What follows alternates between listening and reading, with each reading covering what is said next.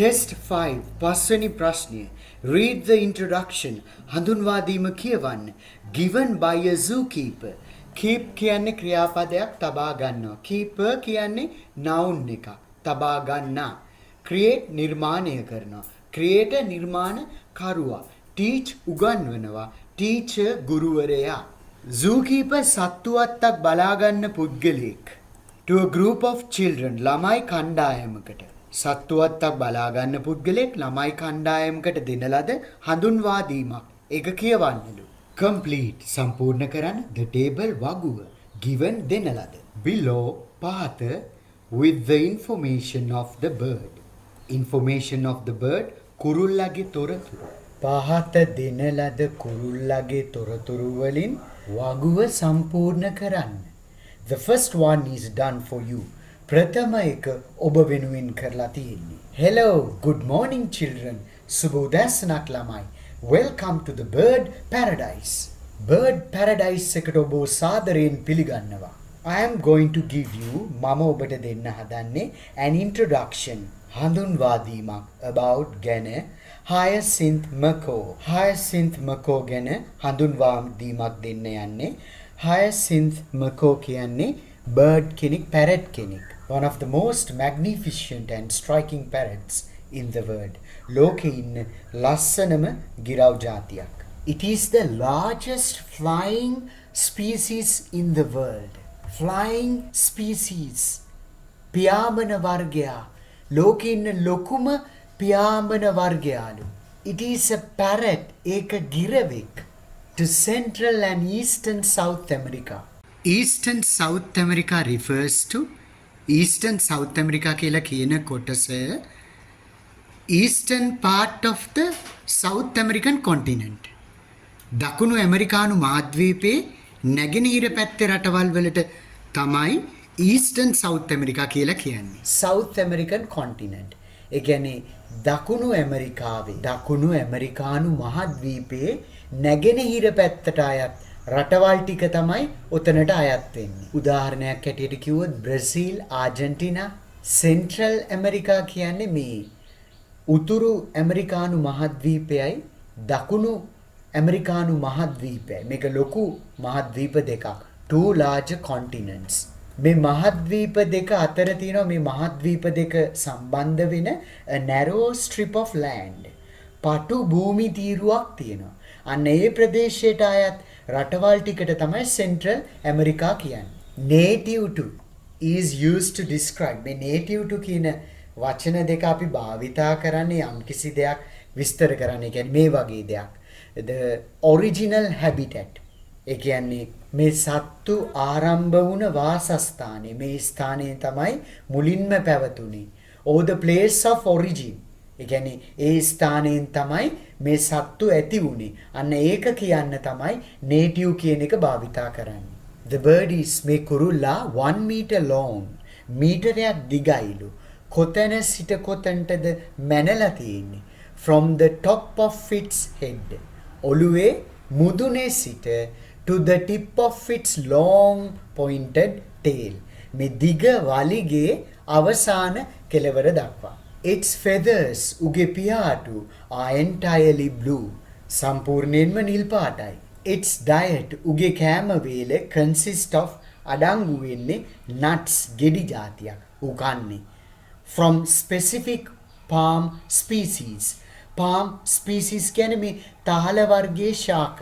සුවිශේෂී තාල වර්ගයේ ශාකවල ගෙඩි තමයි ඌ කන්නේ. Hyacinth macaw has a very strong beak. Beak කියන්නේ හොට. Strong ශක්තිමත් හොටක්ලු තියෙන්නේ. For eating nuts මේ ගෙඩි කන්න තමයි මේම හොට හැදිලා තියෙන්නේ. And seeds ඇට කන්න. It can live ඌට ජීවත් වෙන්න පුළුවන් for 30 to 50 years. අවුරුදු 30ත් 50ක් අතර. Macaw's nest in hollows in trees. මේ කුරුල්ලගේ කූඩුව ඇවිල්ලා ගස් බෙනවල. High up from the ground. පොළවේ සිට උසට තමයි මේ ගසේ බෙනේ තියෙන්නේ. From July to December. මෙතන nest nest කියන්නේ කූඩු හදනවා. එතකොට මේගොල්ලෝ කූඩු හදන්නේ පොළවේ සිට උසට තියෙන ගහක බෙන එක. ඒ වගේම from July to December. Hyacinth moko is one of the most colourful, වර්ණවත් and attractive සිත් ඇද ගන්නා සුළු birds in the world. ලෝකේ වඩාත් වර්ණවත් සිත් ඇද ගන්නා සුළු කුරුල්ල වර්ගයකින් එක් වර්ගයක් තමයි මේ hyacinth moko කියන්නේ. If you are interested in finding ඔබ කැමති නම් හොයන්නට more information තවත් තොරතුරු about the bird කුරුල්ලා ගැන visit our information center අපේ තොරතුරු මධ්‍යස්ථානයට පැමිණෙන්න near the exit gate පිටවීමේ දොරටුව අසල. When you are answering a question this type of මේ වගේ ප්‍රශ්නයකට ඔබ පිළිතුරු ලියනකොට first you must read the questions මුලින්ම ප්‍රශ්න කියවන්න before reading the passage එක ඡේදය කියවන්න කලින් ප්‍රශ්න කියවන්න native place උපන් ස්ථානය. එතකොට මේ වචන දෙක මේ passage එකේ කොතනද තියෙන්නේ බලන්න. එතකොට you don't need to read the whole passage. සම්පූර්ණ passage එක කියවන්නේ නැතුව we can find the answers. අපිට උත්තර හොයන්න පුළුවන්. ඊළඟට color of the feathers. පිහාටු වල වර්ණය. දැන් එතකොට color කියන වචනය, feathers කියන වචනය තියෙන තැන ටක් ගාලා හොයාගන්න. මේකට ඇත්තටම ටෙක්නික් එකක් skimming and scanning කියන ටෙක්නික් එක. skimming කියන්නේ අපි සාමාන්‍යයෙන් දල අදහසක් ගන්න පැසේජ් එකේ තනින් තන කියවනවා. දැන් මෙතනදී අපිට උත්තර හොයාගන්න මුලින්ම ප්‍රශ්න ටික කියවලා ඒ ප්‍රශ්නෙට අදාළ දැන් මම කිව්වේ color feathers මේ වචන දෙක තියෙනවද කියලා ස්කෑන් කරන්න. You don't need to read the passage. එතකොට අපිට පැසේජ් එක කියවන්න ඕනේ නැහැ. Okay. Using your finger ඇඟිල්ල භාවිතයෙන් පළවෙනි පේලිය ස්කෑන් කරගෙන යන්න color feather හම්බ වෙන්නේ නැහැ. දෙවෙනි ලයින් එක දෙවෙනි පේලිය ස්කෑන් කරන්න හම්බ වෙන්නේ නැහැ. Okay, let's scan the third line. අපි එනම් ස්කෑන් කරමු තුන්වෙනි ලයින් එක. Please keep this thing in your mind. මේක මතක තියාගන්න. You don't need to read. අපි ස්කෑන් කරනවා. හරි. අපිට feathers කියන වචනය හම්බ වුණා. We found the word feathers. So let's read that sentence, that particular sentence. ඒ වාක්‍ය විතරක් අපි කියවමු. Its feathers are entirely blue. උගේ පියාටු සම්පූර්ණයෙන්ම නිල් පාටයි. So the answer is blue. Food, ahara, kama. Here we can't find the word food in this passage. Yet we can find the words nuts and seeds. නමුත් අපිට මෙතන දැක ගන්න පුළුවන් ගෙඩි සහ ඇට කියන වචන. As this passage is about a bird. මේ passage එක කුරුල්ලෙක් ගැන නිසා this could be the food for that bird. මේ කුරුල්ලගේ ආහාර වෙන්න පුළුවන්. ඒක නිසා let's read the sentence. එහෙනම් අපි මේ වාක්‍ය කියවමු. The words nuts and seeds contained. මේ nuts and seeds කියන වචන තියෙන වාක්‍ය කියවලා බලමු අපි. Moko has a very strong beak. ශක්තිමත් හොටක් තියෙනවලු for සඳහා eating කන්නට nuts and seeds. It's clear now. ඒක දැන් අපිට පැහැදිලි. Nuts and seeds are the food of the moko. Lifespan කියන්නේ ආයු කාලය. The length of time කාල සීමාව for which a person, animal or thing exist. මිනිහෙක් සතෙක් දෙයක් පවතින කාල සීමාවට තමයි lifespan කියලා කියන්නේ. Right, we can see this number. අපිට මේ ඉලක්කම් පේනවා 30 to 50 years. ඒ කියන්නේ අවුරුදු 30ත් 50ත් අතර. Let's read that sentence. අපි එන මේ වාක්‍ය කියවලා බලමු. It can live for. ඒකට ජීවත් වෙන්න පුළුවන්ලු. It කියන්නේ ඒක. ඒ කියලා කියන්නේ මේ කුරුල්ලට. මොකෝ කියන කුරුල්ලට. ජීවත් වෙන්න පුළුවන්ලු අවුරුදු 30ත් 50ත් අතර. Nestling place. මොකද්ද මේ nestling කියන්නේ? A young bird. කුරුල්ලෙක් පැටියා කාලේ that has not yet learned to fly. තාම ඉගිල්ලෙන්න බෑ. And still lives. තාම ජීවත් වෙන්නේ in the nest built by its parents. තමන්ගේ දෙමව්පියෝ හදපු කූඩුවේ ජීවත් වෙන්නේ. අන්න ඒ වගේ පොඩි පැටවුට තමයි අපි නෙස්ලින් කියන්නේ කූඩුවේ ඉන්න. එහෙනම් මෙතන අහන්නේ මේ පැටවු ඉන්න ස්ථානය. Here in this passage we can see the word nest. මේ පැසේජ් එකේ අපිට පේනවා nest කියලා වචනයක් තියෙනවා. ඒ කියන්නේ කූඩුව. මෙතන තේරුම කූඩුවක ජීවත් වෙනවා. Macaws nest in hollows in trees. ගසයක තියෙන කුහරයක් තුල තමයි ජීවත් වෙන්නේ. The answer is in hollows in trees. Nestling period. මේ පැටව් කියන්නේ නෙස්ලින් කියන්නේ පැටව් කූඩුවේ ඉන්න. එතකොට පීරියඩ් කාල සීමාව. මේ පැටව් ඉන්න කාල සීමාව අහන්න. Macaws nest in hollows in trees high up from the ground. පොළවෙන් උඩ ගහක තියෙන කුවරයක තමයි ඉන්නේ from July to December. ජුලයි ඉඳලා ඩිසෙම්බර් වෙනකම්. Test 6 6වෙනි ප්‍රශ්නය. The Welfare Association සුබසාධක සංගමය of your school ඔබගේ පාසලේ visits බලන්න යනවා a children's home ළමා නිවාසයක් in the area ඒ ප්‍රදේශයේ every year වාර්ෂිකව to make some donations ආධාර කරන්නට. Write a notice දැන්වීමක් ලියන්න to be put up දමන්නට on the school notice board පාසල් දැන්වීම් පුවරුවේ informing all the students සියලුම දරුවන්ට දැනුම් දෙන්න about it ඒ ගැන. Use about භාවිතා කරන්න 40 to 50 words වචන 40ත් 50ත් අතර සංඛ්‍යාවක් භාවිතා කරන්න. Include ඇතුළත් කරන්න මේ දැන්වීමට ඇතුළත් කළ යුතු දේවල්. The date of visiting බලන්න යන දිනය. Items that can be donated ආධාර කරන්න පුළුවන් දේවල්. To whom කාටද the items මේ ආධාර කරන දේවල් should be handed over බාර දෙන්න ඕනේ කාටද? Look at the way I have written the word notice. බලන්න මේ notice කියන වචනය මම ලියලා තියෙන ආකාරය. All the letters are in capital. සියලුම අකුරු ලොකු අකුරු capital අකුරු and the word is underlined. ඒ වගේම notice කියන වචනය මම underline කරලා තියෙනවා. Please write කරුණාකරලා ලියන්න the heading මාතෘකාව in the above manner. ඉහත ආකාරයට ලියන්න ඕනේ. Spread the joy. Joy කියන්නේ මෙතන happiness එක. සතුට. ඒක පතුරවන්නලු. Spread කියන්නේ ඒකයි. අපි ළඟ තියෙන සතුට අර අසරණ ළමයින්ටත් දෙන්නලු. එතකොට මේ වාක්‍යයෙන් කියවෙන්නේ ඔබත් ඇවිල්ලා දායක වන්න. The Welfare Association සුබසාධක සංගමය of our school අපේ පාසලේ සුබසාධක සංගමය.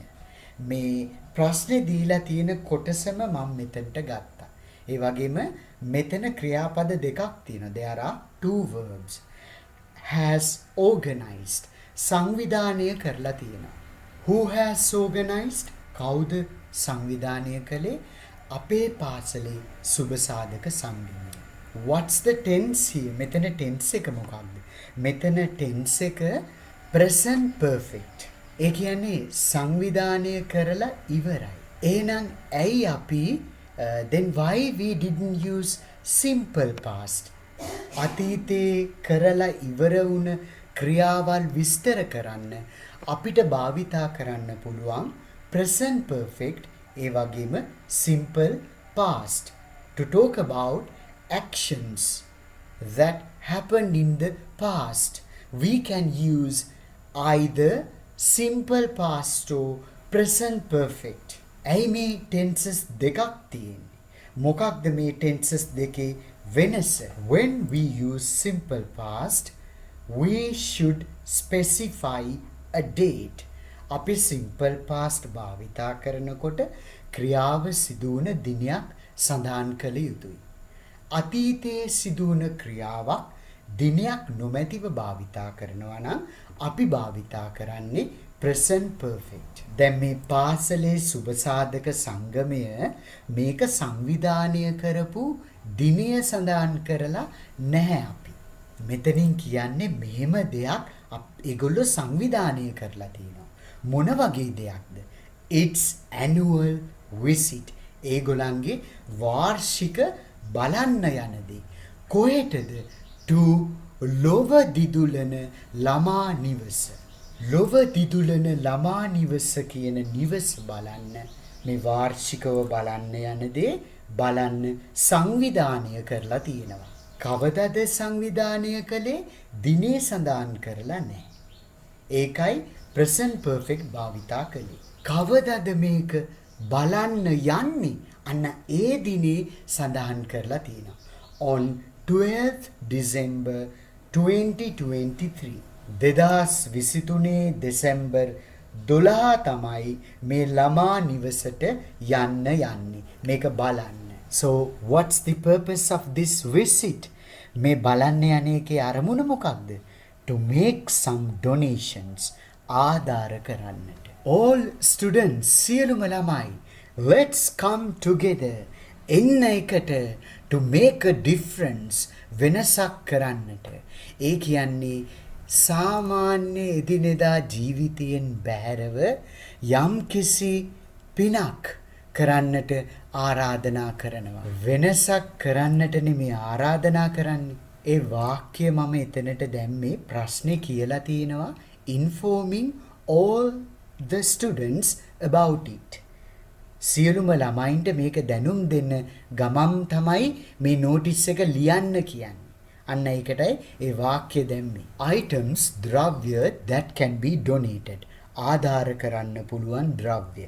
මේ ප්‍රශ්නෙම තියෙන කෑල්ලක් ගෙනල්ලා මම මෙතනට දාලා තියෙන්නේ.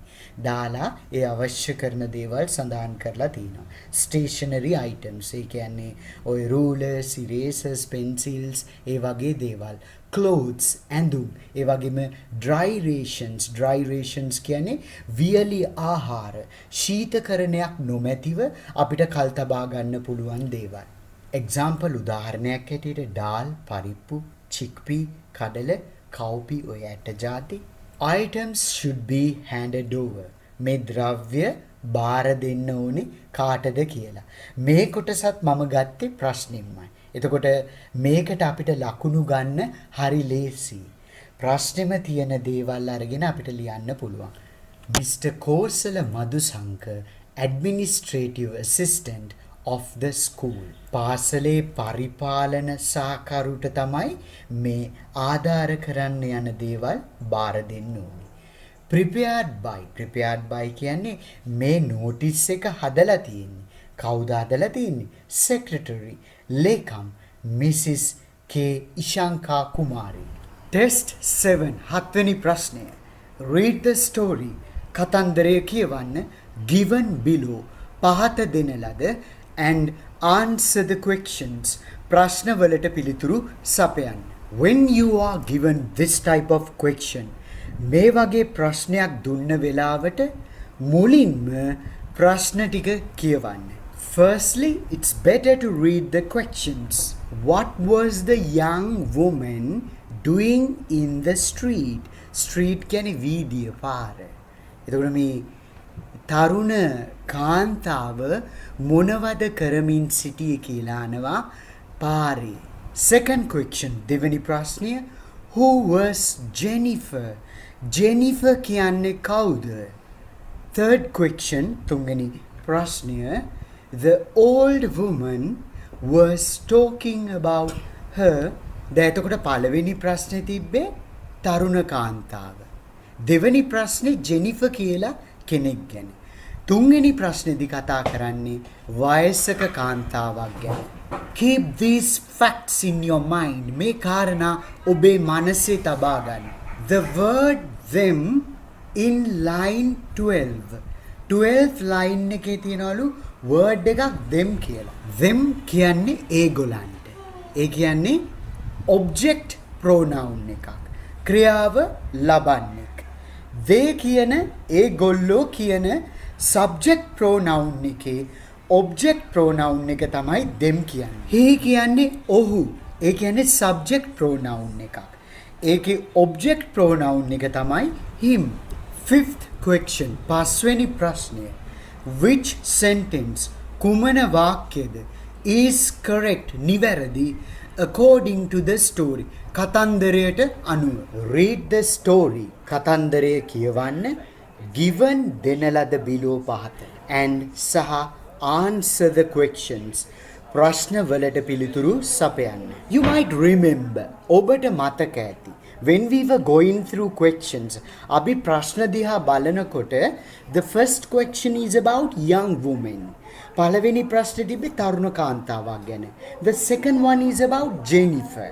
second එක Jennifer. third one old woman. අපි එහෙනම් මේකට ටෙක්නික් එකක් තියෙනවා. There is a technique. Skimming and scanning. Actually ඇත්තටම we don't have enough time. අපිට ඇතිතරම් වෙලාවක් නැහැ to read the passage and understand the whole passage. මේ සම්පූර්ණ passage එක කියවලා තේරුම් ගන්න ප්‍රශ්න කියවලා උත්තර ලියන්න තරම් අපිට වෙලාවක් නැහැ. We need a methodical approach. අපිට ක්‍රමවේදයක් අවශ්‍යයි. ඒ තමයි skimming and scanning. Skimming is useful. Skimming එක ප්‍රයෝජනවත් වෙනවා when you want to quickly ඔබට ඉක්මනට get a general idea of what a text is about. මොකක් හරි passage එකක මේ පොදු අදහස මොකක්ද කියලා ගන්න අවශ්‍ය වෙන ටෙක්නික් එකක් skimming කියන්නේ. ඊළඟට scanning කියන්නේ scanning refers to reading through material to find specific information. නිශ්චිත තොරතුරක් හොයන්න අපි ඇඟිල්ල තියලා ඒ passage එකේ වේගෙන් යනවා අපි. For an example උදාහරණයක් ඇටියට අපිට මුලින්ම ඕනේ young woman. අපි බලමු young woman කියන ඒ two words වචන දෙක කොතනද තියෙන්නේ කියලා. At the beginning of the passage you can see. passage එක ආරම්භයේම ඔබට පේනවා. ඒ වාක්‍ය අපි කියවලා බලමුද? A young woman was traveling in Italy. තරුණ කාන්තාවක් ඉතාලියේ සංචාරය කරමින් ඉන්නේ. She was in a street in Florence. Florence කියන්නේ ඉතාලියේ තියෙන නගරයක්. එතකොට මේ Florence කියන නගරයේ වීදියක ඉන්නේ දැන්. ඉන්න ගමන් මොකද්ද කරන්නේ? Admiring some leather bags in a shop window.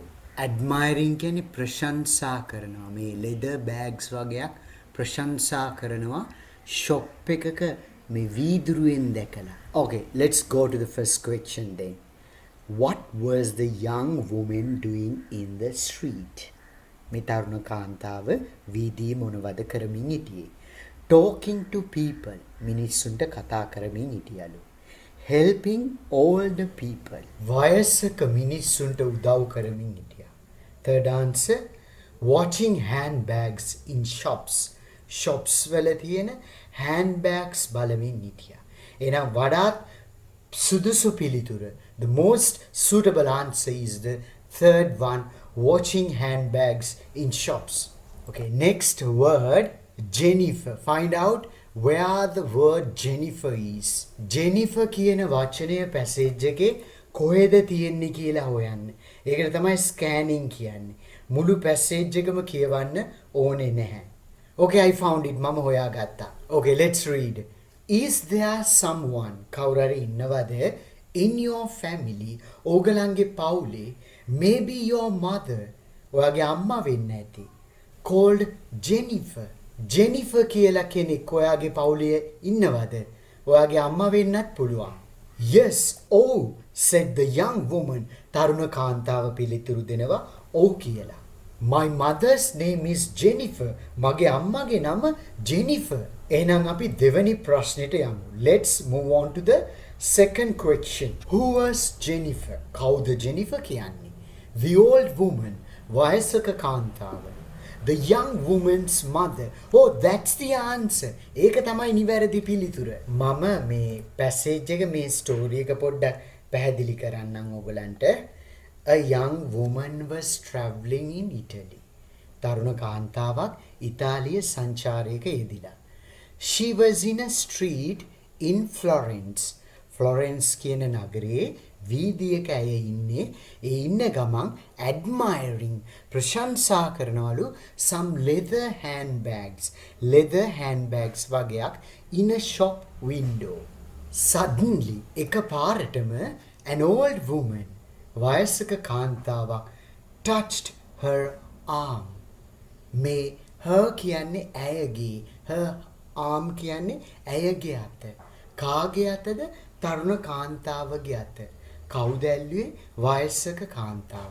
touched කියන්නේ ඇල්ලුවා. and said කිව්වා in Italian. ඉතාලි භාෂාවෙන් කියලා තියෙන්නේ excuse me miss. සමාවන්න miss. දැන් තරුණ කාන්තාව පිළිතුරු දෙනවා yes asked the young woman. wondering පුදුම වෙලා මේ තරුණ කාන්තාව දැන් what this old woman wanted. මේ වයසක කාන්තාවට මොනවද ඕනි කියලා මේ තරුණ කාන්තාව පුදුමයෙන් ඉන්නේ. is there someone in your family? ඔයාගේ පවුලේ කවුරු හරි ඉන්නවද? maybe your mother. ඔයාගේ අම්මා වෙන්න පුළුවන්. called Jennifer කියලා කෙනෙක්. yes said the young woman. අර වයසක කාන්තාව තරුණ කාන්තාවගෙන් ඇහුවා ඔයාගේ පවුලේ කවුරු හරි ඉන්නවද? මේ ජෙනිෆර් කියලා කෙනෙක්. ඒතකොට මේ තරුණ කාන්තාව පිළිතුරු දෙනවා ඔව් කියලා. my mother's name is Jennifer. තරුණ කාන්තාවගේ අම්මගේ නම ජෙනිෆර්ලු. why? ඇයි කියලා අහනවා. how did you know that? කොහොමද ඔබ ඒක දන්නේ කියලා අහනවා තරුණ කාන්තාව වයසක කාන්තාවගේ. because you look exactly like the lady. because Nisa look exactly like. look like කියන්නේ පෙනෙනවා, මේ වගේ පෙනෙනවා. exactly කියන්නේ හරියටම හරි, 100%ක්ම විශ්වාසයි. කවුරු වගේද පේන්නේ? the lady කාන්තාව who taught කියන්නේ teach කියන උගන්වනවා කියන ක්‍රියාපදේ අතීත කාලේ. who කියන්නේ relative pronoun එක. ඒ relative pronoun එකෙන් refer කරන්නේ අර ladyව. ඒ lady ඉගන්වලු මට වයසක කාන්තාවට උගන්වලා තිනවා අර ජෙනිෆර් කියන lady English ඉංග්‍රීසි භාෂාව. when I was living in Boston. මේ වයසක කාන්තාව බොස්ටන් වල ජීවත් වෙන කාලේ තරුණ කාන්තාවගේ අර අම්මා කියලා හිතන මේ ජෙනිෆර් ඉංග්‍රීසි උගන්වලා තිනවලු in 1950.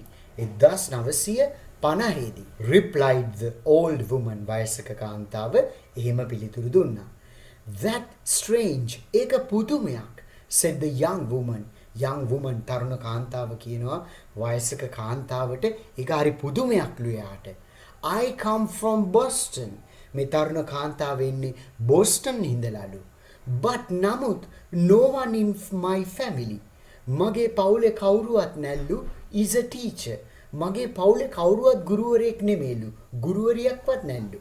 තරුණ කාන්තාව වයසක කාන්තාවට ඒකට කිව්වට පස්සේ වයසක කාන්තාව පිළිතුරු දෙනවා are you sure? ඔබට ස්ථිරද? ask the stranger කියන්නේ නාදුනන පුද්ගලයා. කවුද මේ නාදුනන පුද්ගලයා? අර වයසක කාන්තාව. pretty sure. මට ඒක ස්ථිරයි, හොඳටම sure. she said. අර තරුණ කාන්තාව කියනවා එයාට විශ්වාසයිලු එයාගේ පවුලේ ඉංග්‍රීසි ගුරුවරියක් නැල්ලු. but feeling doubtful. but කියන්නේ නමුත්. එහෙම කිව්ව නමුත් එයාට පොඩි සැකයක් තිබ්බලු. feeling doubtful කියන්නේ ඒකයි. that night. එදා රෑ back at the hotel. හෝටලයට ගියාට පස්සේ the young woman. මේ තරුණ කාන්තාව එයාගේ හෝටලයට ගියාට පස්සේ phoned her parents. එයාගේ දෙමව්පියන්ට කෝල් කරලා. දැන් මෙයා මේ ඉතාලි සංචාරයක ඉන්නේ. phoned her parents home. දෙමව්පියන්ගේ ගෙදරට ඇමතුමක් දීලා තියෙන්නේ in Boston. දෙමව්පියන්ගේ ගෙවල් තියෙන්නේ බොස්ටන් වල. and she told her mother. මෙයා යාගේ අම්මට කියලා what had happened that day. අර එදා වුණ දේ කියලා. අර වයසක කාන්තාව ඇවිල්ලා ඇහුවානේ ජෙනිෆර් කියලා කෙනෙක් ඉන්නවද? එයාට 1950 දී ඉංග්‍රීසි ඉගෙනනොත් ඒ කතන්දරය කියලා. her mother. her කියන්නේ ඇයගේ අම්මා. ඒ කියන්නේ තරුණ කාන්තාවගේ අම්මා told her. කිව්වා ඇයට.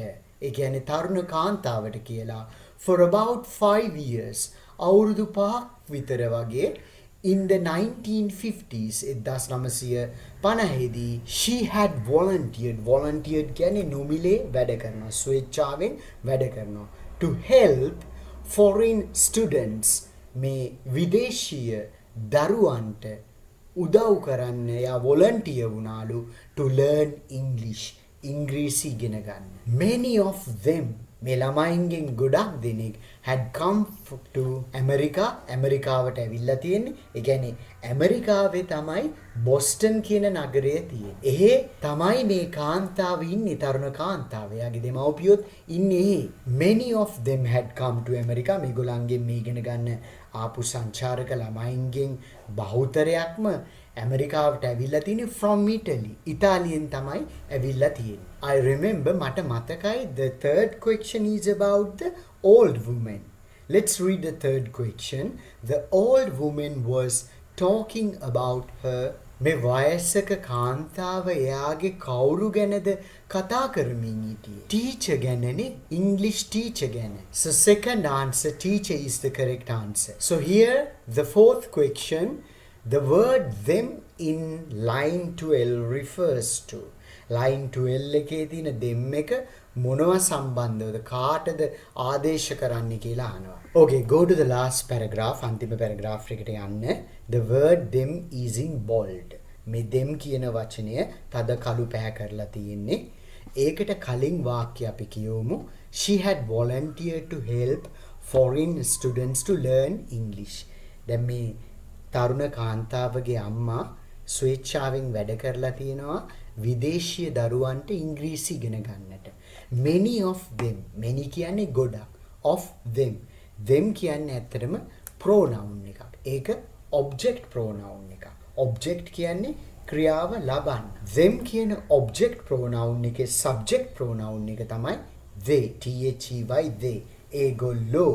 Many of them, ඒගොල්ලන්ගෙන් ගොඩක් දෙනෙක්. ඒ කියන්නේ කාගෙන්ද? අර විදේශීය ළමයින්ගෙන්, foreign students ලාගෙන් බොහෝ දෙනෙක් had come to America from Italy. ඇමරිකාවට ඇවිල්ලා තියෙන ඉතාලියේ ඉඳලා. So the correct answer is foreign students. හතරවෙනි ප්‍රශ්නෙට නිවැරදි පිළිතුර foreign students.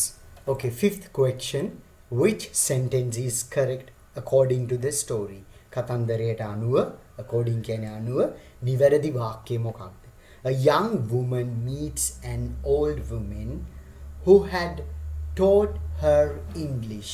A young woman, තරුණ කාන්තාවකට meets හමු වෙනවලු an old woman, වයසක කාන්තාවක්, who had taught, මේ වයසක කාන්තාව උගන්වලා තියනවලු her, ඇයට, ඒ කියන්නේ තරුණ කාන්තාවට English.